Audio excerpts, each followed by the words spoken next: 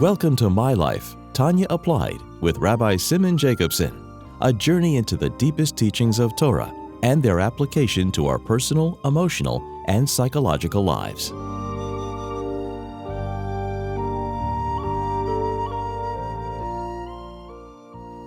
A good Tevach, a good week, and a good Chedesh. Listen, we continue our journey in the life-changing Sefer Tanya. This program is made possible by Rena Lights LLC, and it's in honor and memory of Rabbi Yosef Halevi Weinberg Olav Hashalom, Rabbi Moshe Pinchas HaKohen Katz Olav Hashalom, and Rabbi Yael HaKohen Khan Olav Hashalom. It's also in schus and merit of Rav Zev Yecheskel HaKohen and Risha Katz La'edich Yomim V'Shanim Tevis for many long, healthy years.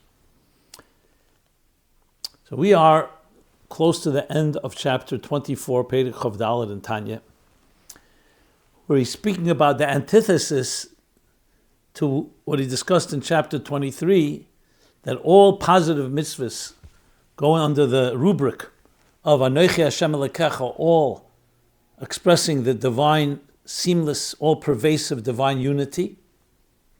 Anochi Hashem Elokecha. And now in Zelu Umazeh, that all mitzvahs leisese, that we are told to avoid, all these transgressions all go under the rubric of Lo Yeh Lecha Elokim Acherim. Because every leisese, no matter what, like he says, right in the beginning of the chapter, the language that he uses is that every Shasam Mitzvahs Leisese, Da'araisa V'Cholisa D'Rabbanon, and every prohibition and transgression of the Rabbanon, of the rabbinic transgression, they're all go against God's will and God's wisdom, so they separate you from the divine. And they're all equal in that sense. And that's why they're all called Avodah Zarah. Because Klippa Sitra Achad represents the concealment of the divine. So qualitatively speaking, it's all Avodah Zarah Mamash. Elokim Acherim. And therefore, when the person transgresses, they are in that state, for that moment, like the language again he used during that time, Machmas Hester Ponim. So what happens is, to use the exact language, that when a person, B'shas Maisa, during the time that he's doing a sin, God forbid, he's separating himself. Because remember, when it comes to separation, we spoke about, let's say, Merida B'malchus, someone who rebels against the king. So there's an outright rebellion. But even a twitch, even a small thing is also rebellion. Qualitatively, as soon as it's not godly, it's the opposite of God. And that's a very important emphasis. But he goes further, that the person who transgresses is even worse than the Klippa Sitra Achad, because the Klippa Sitra Achad don't have a body. That's how they were created. They don't give it body. They don't change anything. They were created to conceal the divine. And on their own, like a clip, it's a husk. It's a concealment. But the person is acting on it and giving it body and shape and form by acting on the transgression. So in other words, Eloisa said, the mere fact that it says, do not do something, if you don't do anything, like the Gemara says, Yeshev v'lei avra avera is kilo asa mitzvah. By not doing it, you're actually doing a mitzvah. But once you, God forbid, transgress, so in other words, the mere fact that there is such a thing that's forbidden doesn't mean that thing is defying God, because that's how God wanted it to be. That's like off limits. But when you go and transgress and consume something or do something that's not supposed to be done, you're giving it body and shape and form, you're giving it reality. And that makes it even worse than the Klippa Sitra Achad, like he said, even a yitush, even a mosquito, which is the lowest level of Klippa because it only takes and doesn't give, Kodmacha, preceded you, the human being. Now another point that can be made, why the Alter Rebbe emphasizes that, so as to add an important point, because that's exactly the point. When it comes to the thing itself, different transgressions, so there are more severe ones, less severe ones. But when it comes to the person doing it, in that sense, as soon as you defy God, it makes no difference whether it's a small defiance or a big defiance. All of them qualitatively go into the category of Elikim Acherim.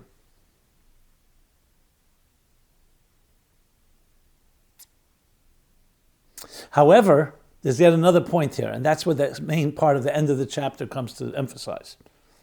Because the Alter Rebbe then asked the question, what about the fact that we see Pikuach Nefesh Deicha, only the three Avedas, like Aveda Zara and the other two? So I'm sorry, Pikuach Nefesh Deicha Kol HaTeira Kula, except those three. And Yaver V'Yarig, a person is supposed to transgress and not die if they're threatened, except for these three. So you see there is a distinction between Aveda Zara and the others. So he said that's Mitzad Gzeres HaKosov. For a reason. To preserve one Shabbos in order to be Mechal, to not keep one Shabbos in order to keep many Shabboses. It's Gzeres HaKosov.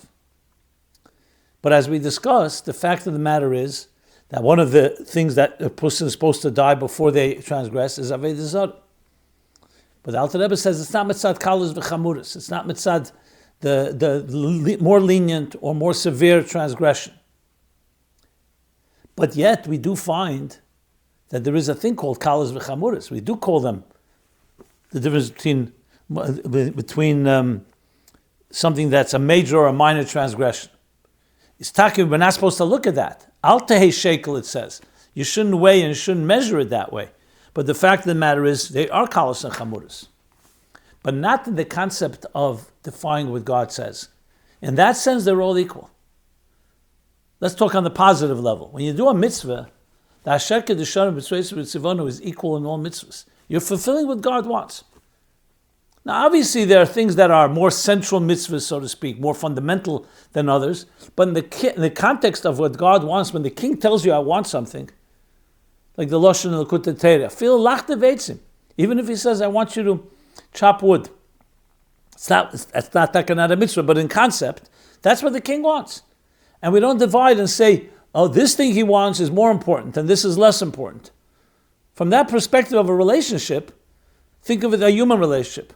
It's something that the person you care for and cares for you, the one you love and they love you, wants something, you don't measure more or less. Qualitatively, it's all equal. And the same thing in the negative. You don't say, not such a bad transgression, this is a bigger transgression. And if you do say that, he said, that's mitzad the ruach shtus. That's a result of the moment of insanity or a certain moment of delusion, spirit of shtus. A blindness, a moment of blindness. However, the fact is, the effect it has on you can be different. Think of it like this. If, God forbid, an infection enters the body, so most people would think an infection that enters, let's say, the brain, God forbid, or the heart, is far worse than if you get a little infection in the toe. Is that true? Not necessarily. Because infection in the toe, if it's not taken care of, can be just as life-threatening. In other words, every part of the body needs to be healthy. And yet, something that affects the brain or the heart may have more damage and need more repair. So when you're talking about the pure life force in the person, that's an equalizer.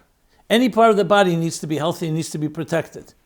But that doesn't mean everything that affects a person is going to equally affect them. So in other words, they have to distinguish between the very qualitative, we'll call it dissonance, as a result of a transgression, and then the tumah, or the begam as he calls it, the blemish.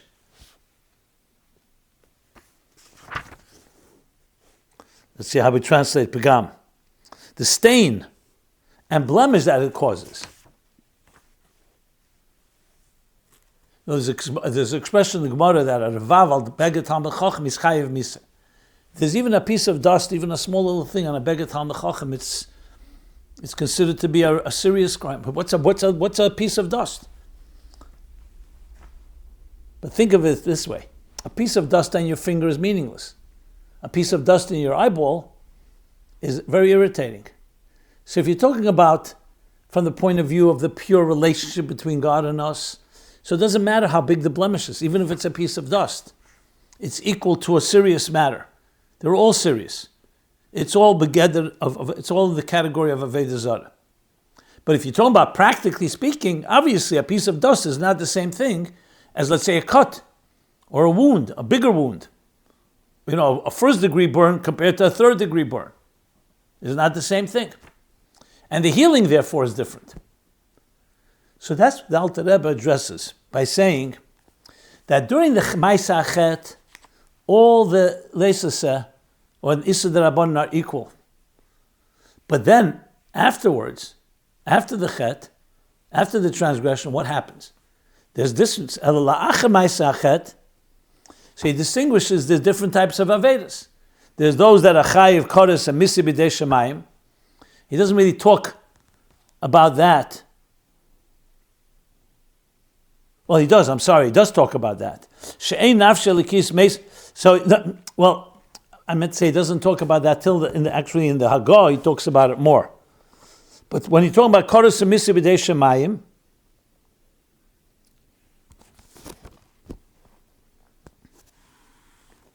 so there, the situation is a person does get cut off, so that obviously has a deeper effect.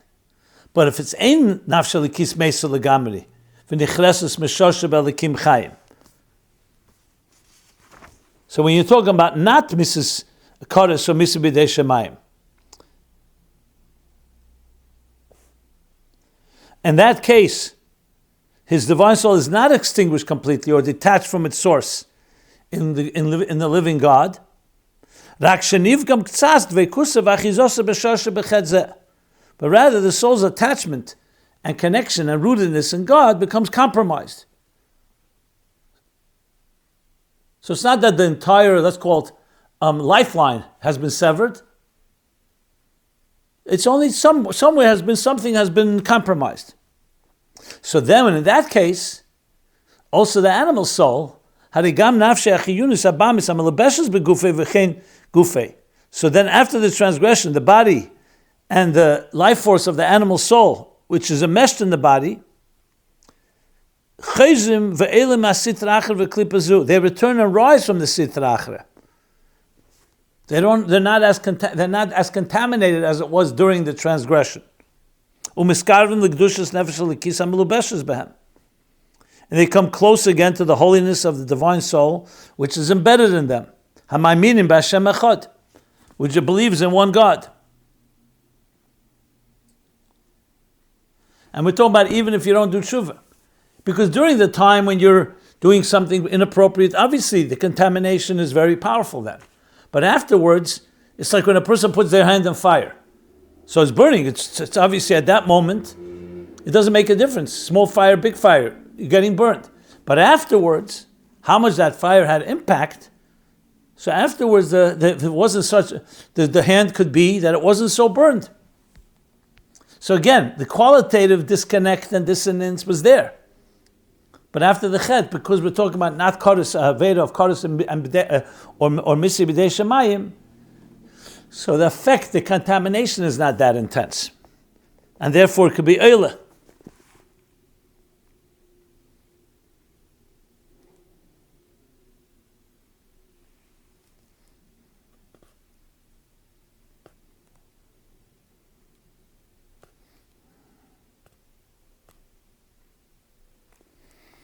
And obviously, when you do tshuva, it actually could heal it even more so. What about if it's a Kodesh and or Misi B'dei Shemayim?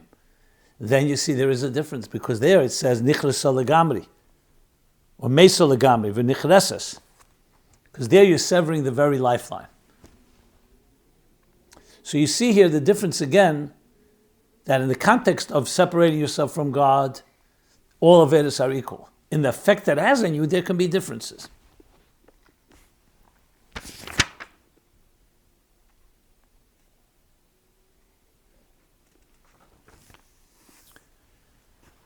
That's why you see, for example, in a relationship, if somebody betrays another person, it doesn't matter how big the betrayal is. A betrayal is a betrayal. But then afterwards, some of his betrayals are easier to rebuild trust, and others are more difficult. Why? Not because the betrayal is not a betrayal, because there's a difference between b'shas ma'aseh, when there's the actual dissonance or severance of the connection, the severing of the connection, and its effect that it has on the people. So some things require a lot more work, some things will be less work. Now, one thing has to be qualified, that even when it comes to Kodesh and Misa B'dei Shemayim, the Alter Rebbe in Likutei Torah in Rosh Hashanah explains, Shuvi Yisrael, the Maimar Shuvi Yisrael, he explains that all that is talking about the level of Yaakov, the Neshama.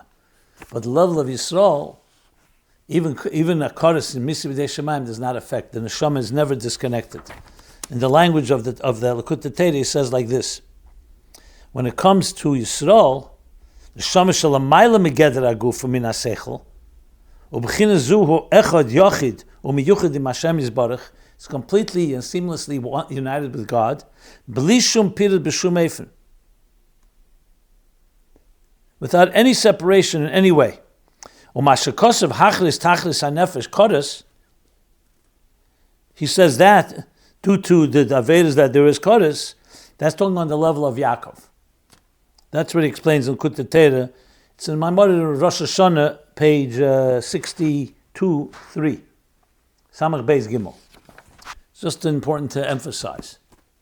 Which takes us back to what he said earlier in chapter 18 and 19, that even a Kal Shebekalim and Pesha Yisrael, they have intact always, beside the Chachma Shebenefesh, the Mesiras Nefesh that they have, the Ava Mesuteres. And that's why they're ready to give their life when there's danger. When there's no danger, they may not sense it. They're blinded. Ruach shtus. But in essence, all Avedas cut a person off. When I say cut off, not kodesh, that's not what it meant. It meant in the context of your relationship with God, it is all the gather of Avodah Zarah, because you are defying God, whether it's a small or a minor or major transgression. But the effect it has, there can be differences. And the Hagah and Tanya, going back to here in Tanya, he emphasizes even more, as we learned in the last class, that relative to how much there was, and that's what I was emphasizing, relative to the level of the blemish, meaning like the burn, so to speak, or the wound, that's the difference for the different forms of cleansing and punishment that you need to cleanse and heal that. There's a difference. Each sin and transgression has its particular effect. Let's call it cause and effect. To cleanse and remove the spiritual stain and blemish. And even Chayove Misa, the Kodesh, just going back to the Hagah, there too he says there are levels. So that makes the case even stronger. Because there you could say you cut off. No, but there are also levels there.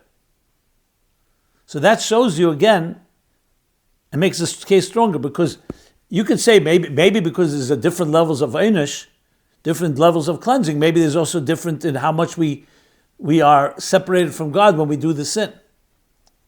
But that's not the case, because you see, even when it comes to Chayovi Misas, V'Kodesh, even there ain't peg mekulam b'shava. So that shows you that there too there are levels. So the levels are not about the cutoff, so to speak, of the betrayal, but the levels are about the effect it has on the person. You could almost say it's the difference between like the Gavra and the Chefza. From the point of view of the Gavra, the person, you betrayed God. It doesn't make a difference how big the transgression. In the Chefza, how big that, how much effect, how much contamination, there can be a difference. Okay. Now he goes further. Furthermore, the Gam b'shas achet hoise ba'omni ite yizbarach. When you talk about the nefesh alikis, the nefesh abam is b'shas the chet. As we said, it's like Avodah Zarah. You've done a transgression, and they all go into lo yeh lecha lekim acherim, not to have false gods, other gods. And that's what you did. You did something that goes against God's will. Whether it's minor or major, it all goes in that category of going against, qualitatively. When it comes to Nefesh Elikis, even during the Chet, remember the Chet is not coming from the divine soul, it's coming from the Nefesh Habamis. So he's saying not only after the sin, like he said after Maisa Chet, he said, when it's not Koros Emisi B'dei Shemayim, it's not cut off from the Elikim Chayim. It's only a limited blemish. And how much more so? So not only that, but even during the Chet,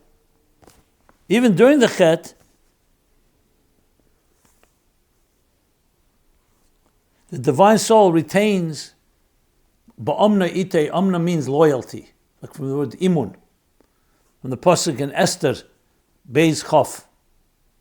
Uman es ha'adasa. So he says, retains her loyalty to him, to Hashem. So that means the divine soul always remains intact. Now, as I said, the level of Yisrael, even when it comes to Kodesh, Isuri Kodesh and Misa B'dei Shemayim, but even the level of Yaakov also remains intact.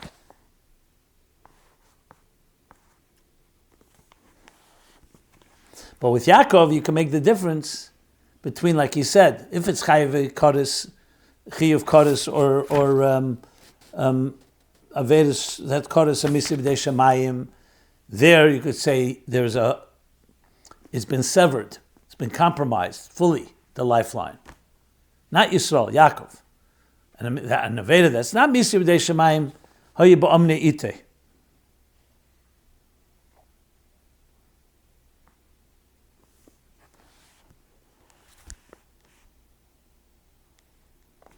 And in that case, obviously, even after the Maisa Chet, we're talking about Kodesh and Bisa B'dei Shemayim, Nefesh Habamis is not just return and Yochel Iskarav L'Kedushas Nefesh Elikis. Because even the Nefesh Elikis has been, the level of Yaakov has been compromised. And in that case, they still connect to Sitra Achra.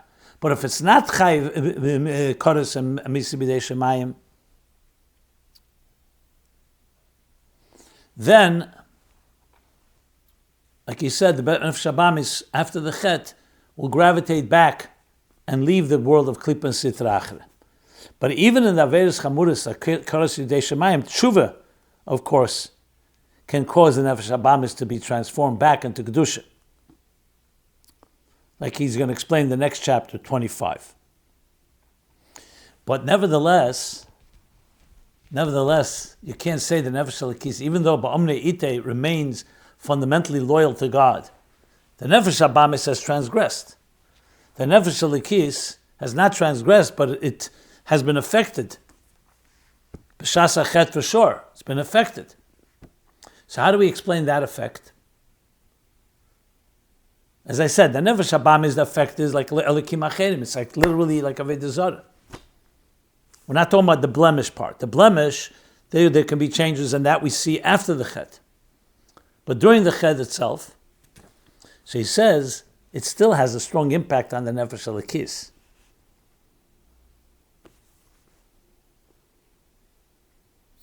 Because Nefesh Elikis is in tremendous pain when it's in this case. Because remember, the Nefesh Elikis is bound to the body and to the animal soul. So even though it itself is not the source of the problem, it's the Nefesh Habamis that transgressed, Rak shahoisa bebchinas golus mamish. Teich Nefesh Habamis Mesitra Achre. So even when his Ba'omne Ite remains loyal, remains connected, but bottom line, it was in a state of complete exile, Golus Mamish, trapped and like held hostage, but Teich Nefesh Habamis Mesitra Achre, within the animal soul that comes from the other side. Hamachtia Saguf.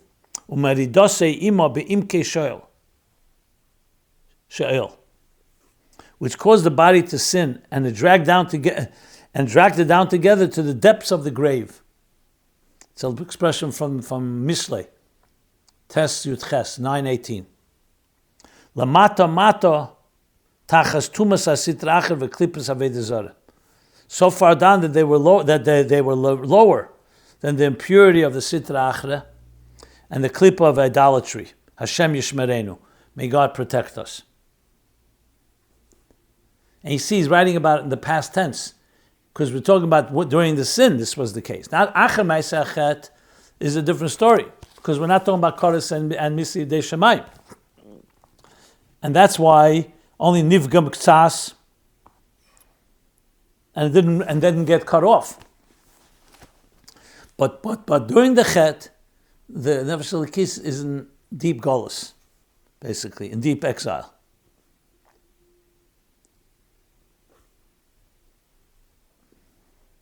The Ein L'cha Golus Godel Mizeh, and there's no greater exile than this. Me'igra Rama.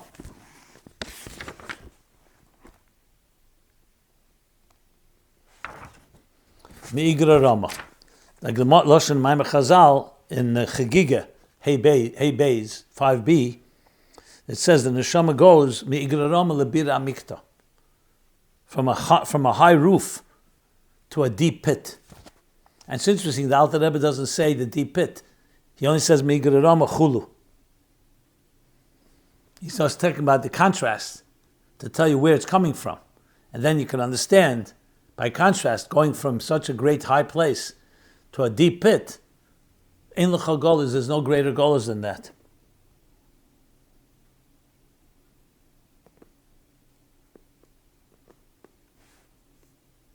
And now he brings what we learned earlier to just emphasize